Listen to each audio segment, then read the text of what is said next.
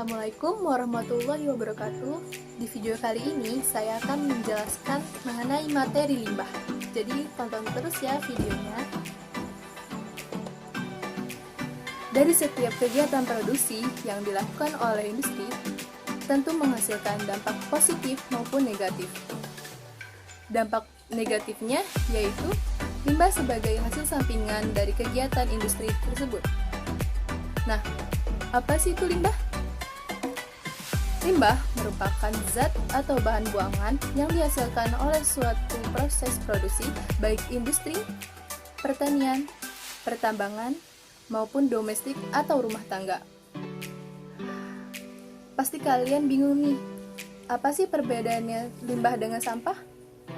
Intinya, kalau limbah itu mencakup semua jenis, sedangkan sampah adalah limbah yang berbentuk padat saja.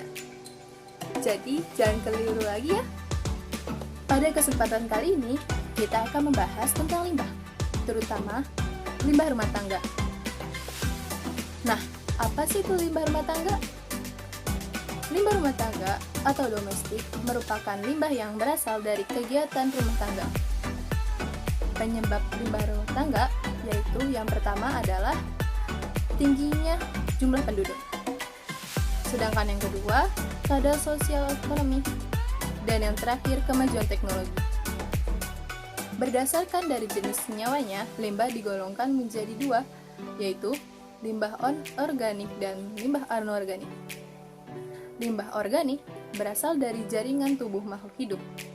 Limbah ini pula dapat diuraikan oleh dekomposer. Limbah organik dibedakan menjadi dua, yaitu limbah organik basah dan limbah organik kering.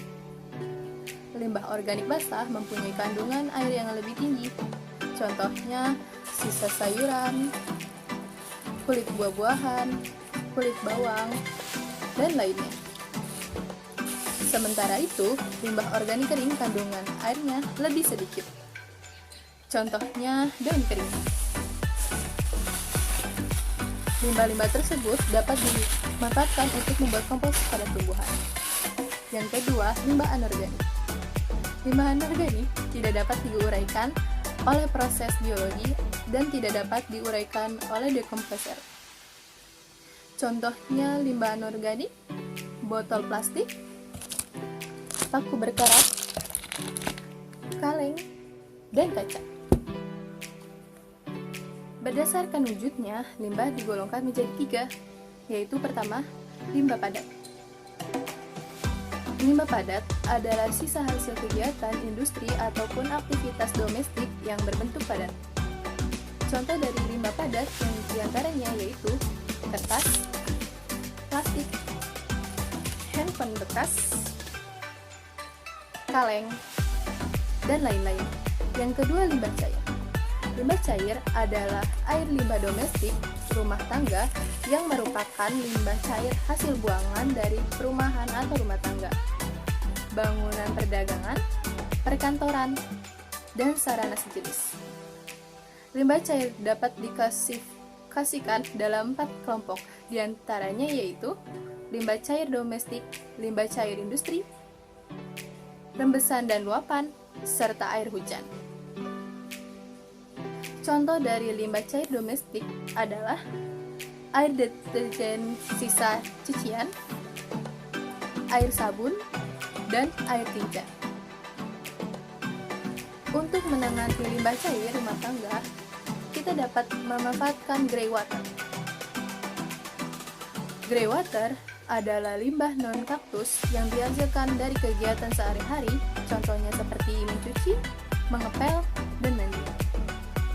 Grey water masih bisa digunakan untuk menyiram kebun. Namun, dipastikan air tidak mengandung deterjen yang keras, pemutih, atau zat kimia berbahan lainnya. Yang ketiga ada limbah gas. Limbah gas adalah limbah yang memanfaatkan udara sebagai media. Beberapa limbah gas yang umumnya ada di udara adalah karbon monoksida, karbon dioksida, asam klorida, amonia, dan lain sebagainya. Berdasarkan sumbernya, limbah berasal dari rumah tangga, pabrik, pertanian, dan juga pertambangan. Nah, apa sih itu limbah rumah tangga, pabrik, pertanian, dan juga pertambangan? Limbah rumah tangga atau domestik adalah limbah yang berasal dari dapur, kamar mandi, cucian, limbah bekas industri rumah tangga, dan kotoran manusia. Yang kedua, limbah pabrik adalah segala barang usang dari pabrik yang sudah tidak dipakai lagi yang berbentuk padat, cair, maupun gas. Tentu saja, limbah tersebut berasal dari pabrik. Yang ketiga, limbah pertanian. Limbah pertanian adalah bagian dari tanaman pertanian atas atau bagian pucuk, batang yang tersisa setelah dipanen atau diambil hasil. Dan yang terakhir, limbah pertambangan adalah suatu barang yang disisihkan dari suatu proses pertambangan yang sudah tidak mempunyai ekonomi lagi. Contohnya, karbon monoksida, karbon dioksida, dan berbagai jenis kimia yang bersifat berbahaya. Dan materi yang terakhir adalah limbah B3, yaitu bahan berbahaya dan beracun. Limbah B3 adalah sisa atau hasil usaha yang mengandung bahan berbahaya dan beracun yang dapat mencemari atau mengakibatkan kerusakan lingkungan hidup maupun kesehatan. Contoh limbah B3 sendiri diantaranya adalah deterjen pakaian, pembersih lantai, batu berantai, dan lain sebagainya. Untuk menangani masalah limbah domestik, kita dapat menggunakan 4 metode ramah lingkungan, seperti reuse atau menggunakan kembali, reduce mengurangi, recycle mendaur ulang, dan yang terakhir replace mengganti. Nah, itu saja materi yang dapat saya sampaikan. Kurang lebihnya saya mohon maaf. Terima kasih sudah menonton video saya. Semoga bermanfaat ke depannya. Terima kasih.